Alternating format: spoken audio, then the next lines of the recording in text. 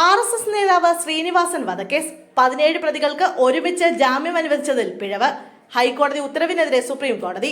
Palakkad RSS നേതാവ് ശ്രീനിവാസൻ വധക്കേസിൽ പ്രതികളായ 17 പോപ്പുലർ ഫ്രണ്ട് പ്രവർത്തകർക്ക് ജാമ്യം നൽകിയ ഹൈക്കോടതി ഉത്തരവിനെതിരെ സുപ്രീം കോടതി.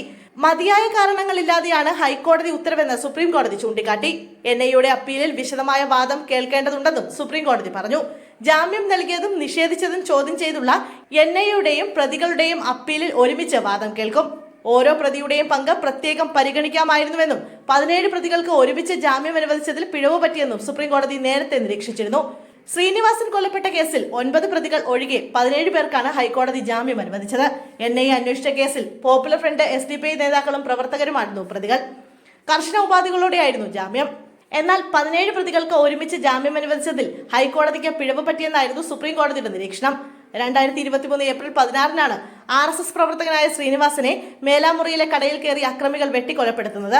3 ബൈക്കുകളിലായ 6 അംഗ സംഘമാണ് പട്ടാപ്പകൽ നഗരമധ്യത്തിലെ കടയിൽ കയറി ശ്രീനിവാസനെ കൊലപ്പെടുത്തിയത്. പോപ്പുലർ ഫ്രണ്ട് നേതാവ് സുബൈറിന്റെ കൊലപാതകത്തിന് പ്രതികാരമാണ് ശ്രീനിവാസൻ വധമെന്നായിരുന്നു അന്വേഷണ സംഘത്തിന്റെ കണ്ടെത്തൽ.